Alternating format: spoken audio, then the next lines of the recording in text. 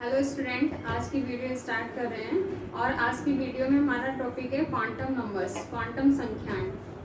तो सबसे पहले हम बता रहे हैं कि क्वांटम नंबर्स क्या होते हैं, what is the quantum numbers. तो क्वांटम नंबर्स में be defined as the set of four numbers which give us complete information about electron in an atom, energy orbital, occupied size, shape and of orbitals and direction of electron spins।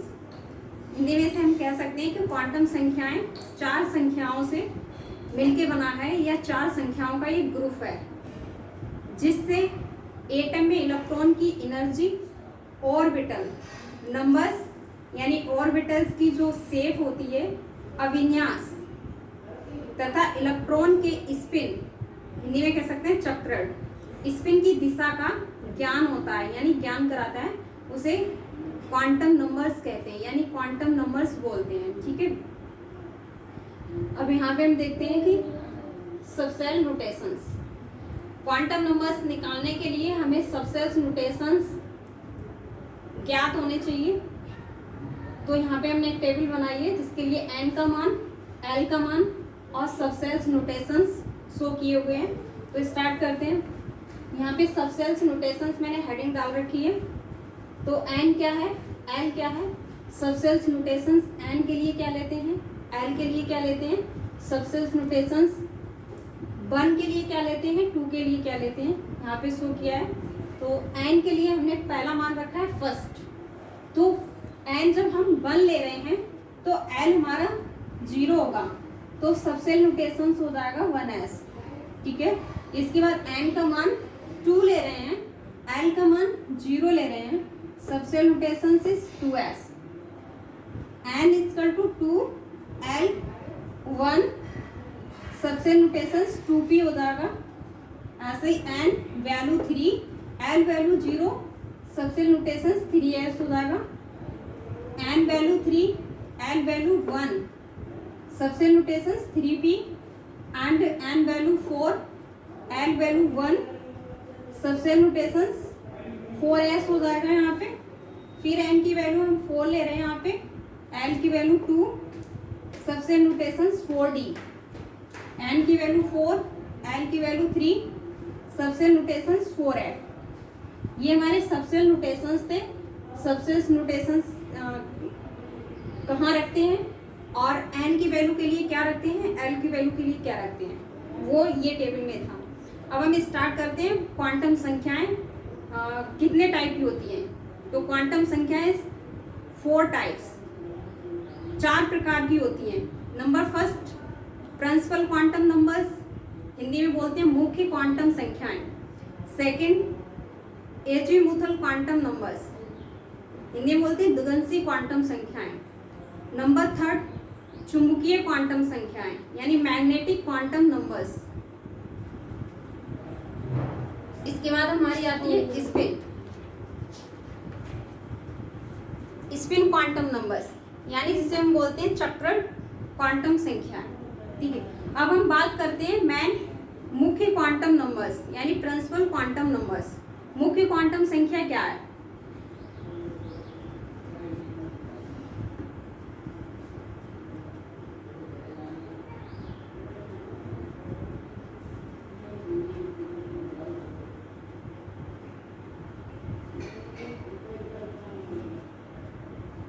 यहाँ पे हम heading डाले हैं main quantum numbers. पहले हम types of quantum numbers, types of quantum numbers. 4 types is quantum numbers.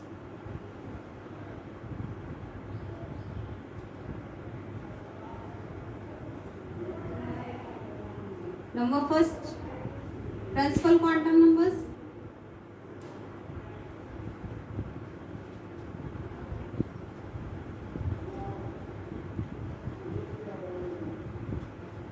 Number second, azimuthal principal quantum numbers.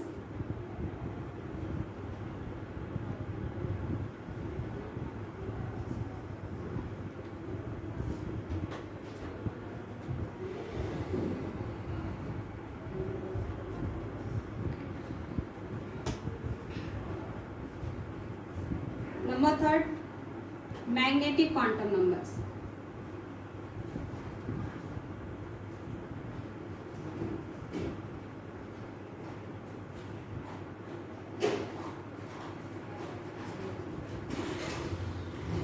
Number four, spin quantum numbers.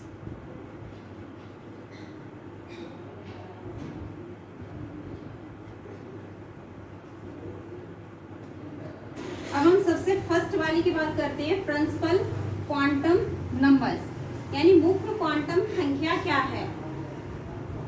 ठीक है, तो हम पहले हम इंग्लिश में बताएंगे प्रिंसिपल क्वांटम नंबर्स। जो प्रिंसिपल क्वांटम नंबर्स है उसे हम स्मॉल एन से प्रदर्शित करते हैं, यानी शो करते हैं। ठीक है, इसे हम कह सकते हैं principal quantum numbers represent the energy level और shell to which electron belongs. It is denoted by the letters. It is value of positive energy and cannot be zero. There is no atom with no energy level. I can also denoted by letters. Is that K, L, M, N? ये हमारे cell होते हैं, K, L, M, N, ETC। तो हम यहाँ पे ले रहे हैं, सपोज दैट हमने n इक्वल टू 1 2 3 4 लिया है, तो यहाँ पे क्या हो जाएगा, सेल हमारा क्या हो जाएगा, shell equal to K, L, M, N। ठीक, हिंदी में हम कह सकते हैं इसको मुख्य क्वांटम संख्याएं इलेक्ट्रॉन से संबंधित कोष को दर्शाती है। कोष का मतलब सेल को। इसे n से व्यक्त किया जाता है, यानी प्रदर्शित किया जाता है। इनका मान हमने यहाँ पे लिखा है 1 2 3 4, 1 2 3 4 होता है। यदि कोई पूर्ण अंक हो, यानी कोई पूर्ण संख्या, जिसे कह सकते हैं कंप्लीट नंबर, पूर्ण संख्या हो परंतु शून्य नहीं हो,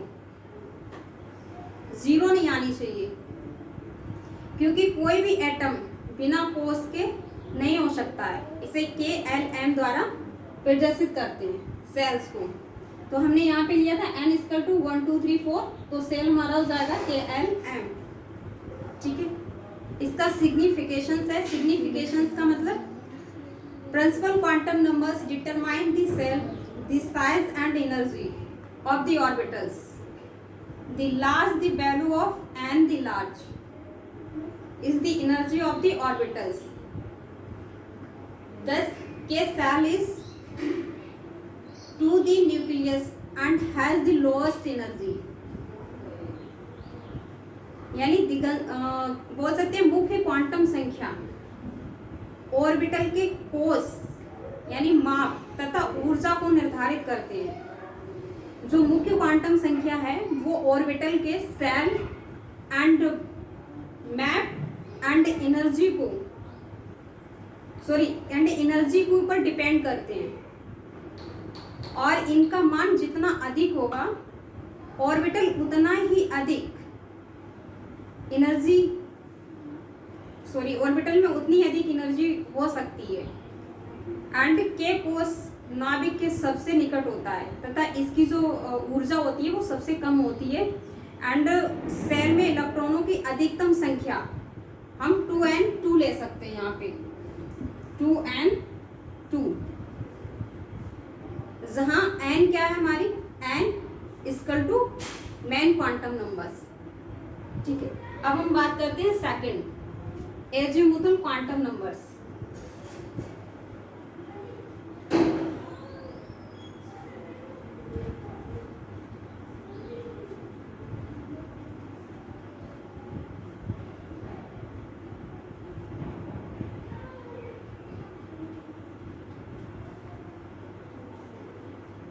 एजीमुथल क्वांटम नंबर्स क्या है? हिंदी में इसे बोलते हैं दिगंशी क्वांटम संख्याएं, दिगंशी संख्याएं। ठीक है, इसे हम एल से प्रदर्शित करते हैं, स्मॉल एल से। तो azimuthal quantum numbers is represent the subshell and denoted by the letter L, small l. The main cell of energy level is composed of one or more subcell. The number of subcell in a given cell is equal to for a given value of n small and small l has n value running from 2 n minus 1, n 1 minus 1 यानी n से लेके 2 तक। हिंदी में हम कह सकते हैं इसको दिगंशी क्वांटम संख्याएं। जो उपकोष होते हैं उनको हम L से प्रदर्शित करते हैं, यानी L से व्यक्त करते हैं। मुख्य कोष या ऊर्जा, जो हमारी मैन कोष होता है, मैन सेल होता है, या जो एनर्जी होती है उसका स्तर अधिक सबसेल से बना होता है। किसी भी कोष में n क्वांटम यानी n के बराबर उपकोष नहीं होते हैं। तो n की किसी n, सपोज दैट हम यहाँ पे एक एग्जाम्पल ले रहे हैं, जैसे हमने n का कोई भी मान ले लिया है, तो n के किसी मान के लिए l का मान हमें यहाँ पे 0 रखना पड़ेगा। 0 तो हमारा क्या हो जाएगा, n माइनस 1, यानी n के लिए हम 1 ले रहे हैं, तो अर्थात कुल n कितने होंगे हमारे, तो हम यहाँ पे ले रहे हैं n इक्वल टू l। तो l बराबर हमारा n बराबर 1, तो l का मान हमारा कितना हो जाएगा यहाँ पे, l इक्वल टू 0। तो l का मान क्या है यहाँ पे, l बराबर भी यहाँ पे 1 होगा। हम यहाँ ले सकते हैं l का एक मान है, तो l इक्वल टू एक मान है। ऐसे हम n इक्वल टू 2, अगर हम n बराबर 2 ले रहे हैं तो l की वैल्यू क्या होगी, तो n equal to 2 comma l equal to क्या होगा, यहाँ पे l की वैल्यू भी हमारी 0 कामा 1 होगी, 0 कामा 1। तो l के लिए यहाँ पे l के लिए कितना मान होगा, कुल टोटल मान l इक्वल टू 2 होगा।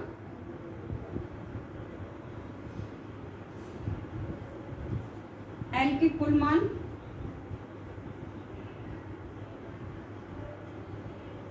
2। ऐसे नेक्स्ट, अगर हम यहाँ पे n की वैल्यू 3 ले रहे हैं, तो l की वैल्यू क्या हो जाएगी, l equal to 0 comma 1 comma 2, 0 comma 1 comma 2। तो यहाँ पे l के कुल मान कितने हो जाएंगे, l के कुल मान 3 रहेंगे, क्योंकि n की वैल्यू यहाँ 3 है, तो l की वैल्यू 0 1 2 है, तो l की वैल्यू 3 रहेगी। l के कुल मान 3। ऐसे नेक्स्ट, अगर हम n इक्वल टू 4 ले रहे हैं, n की वैल्यू 4 ले रहे हैं, तो l की वैल्यू क्या होगी यहाँ पे, तो l इक्वल टू 0 1 2 3,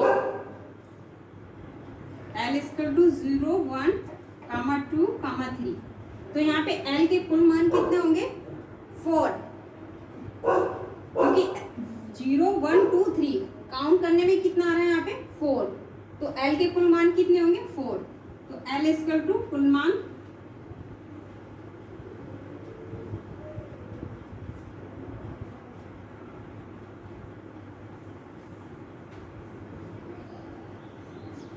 4 होंगे।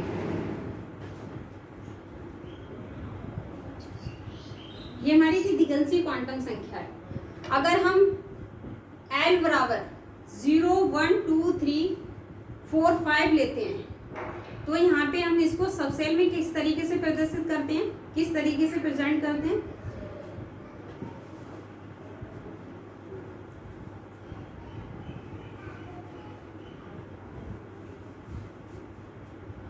देखिए l इक्वल टू 0 1 2 3 4 5, तो सब सेल क्या होंगे हमारे, सब सेल्स।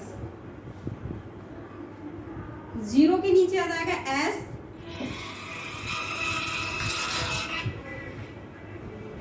1 के नीचे आ जाएगा P, 2 के नीचे आ जाएगा D, 3 के नीचे आ जाएगा F, 4 के नीचे G, 5 के नीचे F, sorry F G H, ये मान होंगे सब सेल।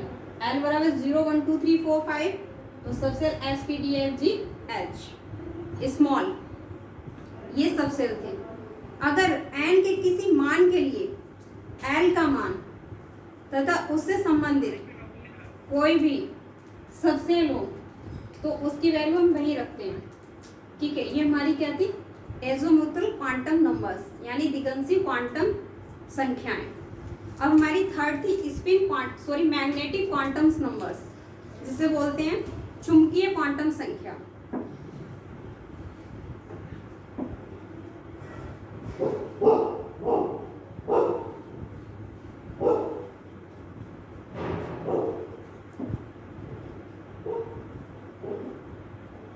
नंबर थर्ड, चुंबकीय क्वांटम संख्या।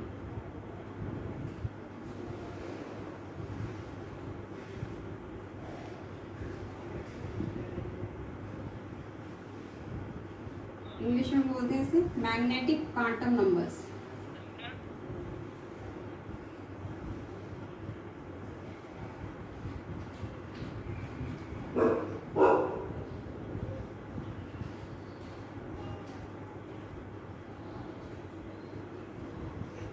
मैग्नेटिक क्वांटम नंबर्स क्या होते हैं, किसे कहते हैं मैग्नेटिक क्वांटम नंबर्स?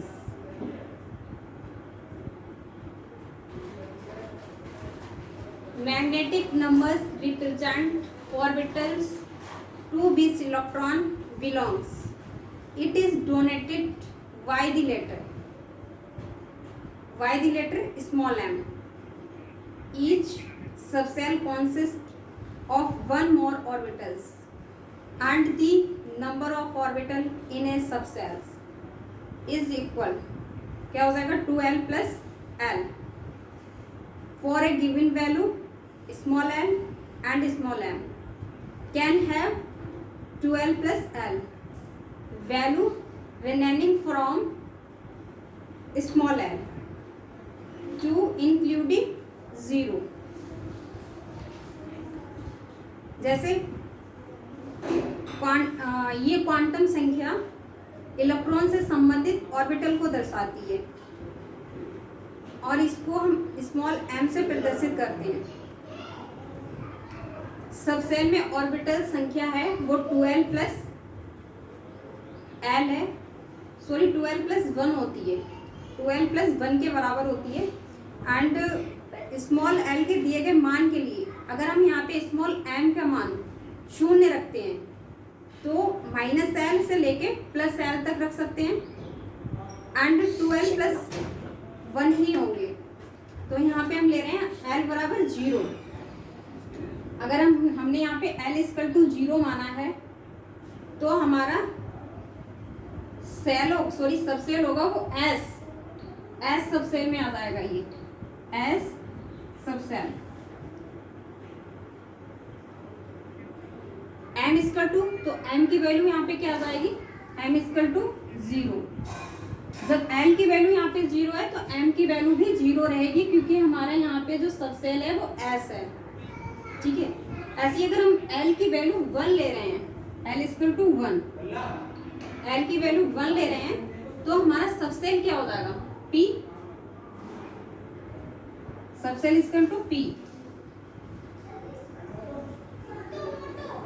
तो m की वैल्यू यहाँ पे क्या होगी, m equal to -1 0 plus 1, -1 0 plus 1, ठीक। ऐसे हम l की वैल्यू अगर l इक्वल टू 2 ले रहे हैं, l इक्वल टू 2, तो सबसेल हमारा क्या हो जाएगा यहाँ पे D सबसेल। तो यहाँ पे m की वैल्यू क्या होगी, m इक्वल टू -2 -1 0 +1 +2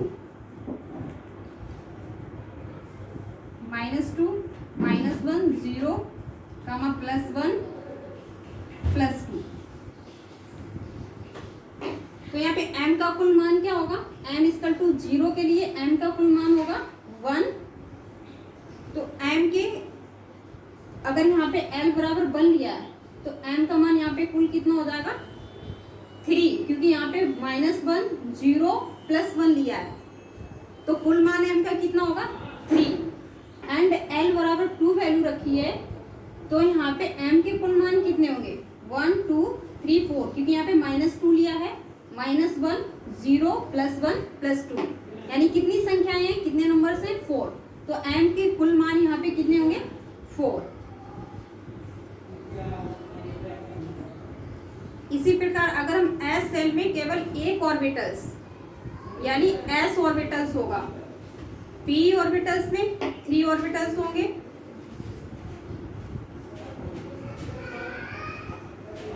एंड इसकी जो वैल्यू रखते हैं वो px py pz ये भी हम रख सकते हैं। एंड d सब सेल में 5 तथा f सब सेल में 7 ऑर्बिटल्स होते हैं। ये हमारा क्या था, चुंबकीय क्वांटम संख्या यानी मैग्नेटिक क्वांटम नंबर्स। ठीक है,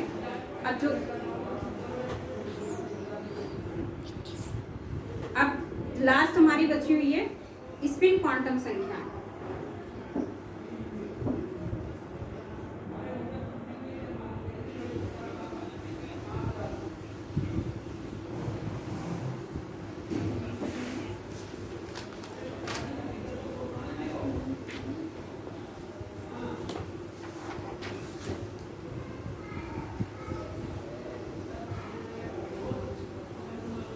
चक्रण संख्या, चक्रण क्वांटम संख्याएं।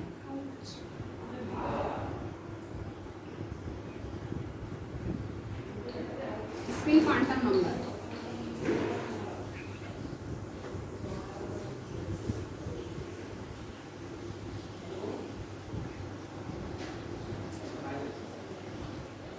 स्पिन क्वांटम नंबर्स क्या है, क्या डेफिनेशन है इसकी, an orbital can have maximum 2 electrons and these 2 electrons spin in opposite direction। जैसे एक कक्षक में अधिकतम 2 इलेक्ट्रॉन हो सकते हैं, कक्षक मीन्स ऑर्बिटल्स में, यानी एक ऑर्बिटल्स में अधिकतम 2 इलेक्ट्रॉन्स हो सकते हैं तथा ये दोनों इलेक्ट्रॉन विपरीत दिशाओं में चक्रण करते हैं, अर्थात एक इलेक्ट्रॉन का चक्रण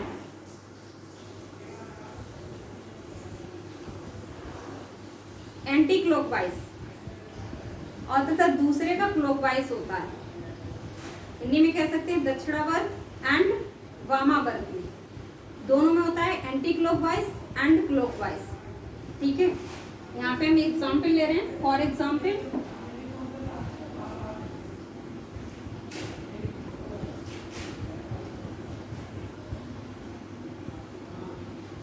n इक्वल टू 2 के लिए, n इक्वल टू 2 के लिए तो l की वैल्यू क्या होगी, l equal to 1। n equal to 4 के लिए तो l की वैल्यू क्या होगी, l equal to 0। n equal to 5 के लिए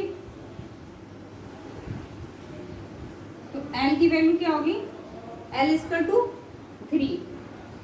ऐसे n के लिए 3 वैल्यू रखी है हमने, n इक्वल टू 3 तो l की वैल्यू क्या होगी, l इक्वल टू 2।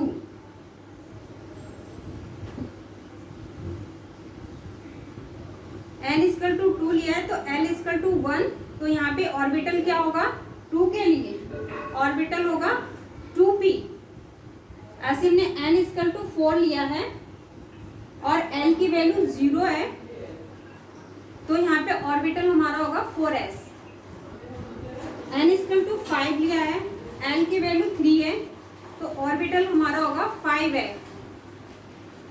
n की वैल्यू 3 है,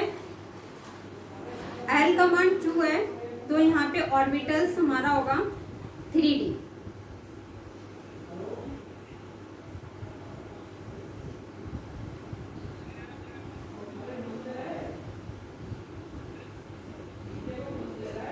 एक एग्जाम्पल ले रहे हैं और दूसरा एग्जाम्पल यहाँ पे n बराबर 3 के लिए, तो n इक्वल टू 3, l बराबर 2 हो जाएगा, m बराबर m की वैल्यू क्या होगी, L2 minus L2 plus L, minus L से लेके प्लस L तक। ये फॉर्मूला जो हमने बताया था, कैसे लिख सकते हैं हम, बराबर यानी इक्वल टू -2 -1 0 +1 +2, ये m की वैल्यू आएगी, -2 -1 0 +1 +2। इसके बाद s की वैल्यू क्या होगी, s इक्वल टू +1 सॉरी +½ -½ ये s की वैल्यू आ जाएगी।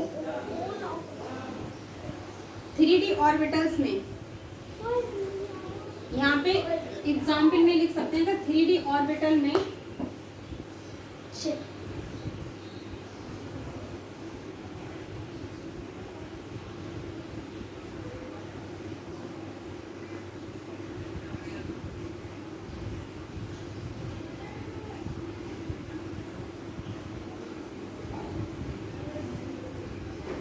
तो इसके लिए n l m s के मान ज्ञात कीजिए।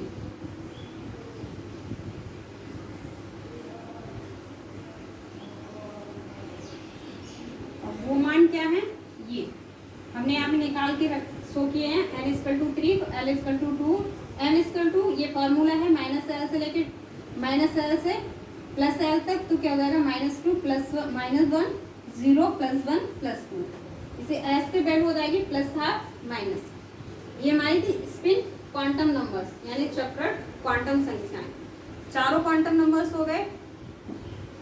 चारों क्वांटम नंबर्स को हमने पूरी तरह विस्तार से समझाया। आप वीडियो ओपन करके देख सकते हैं दोबारा से इसको। ये वीडियो यहीं पे स्टॉप कर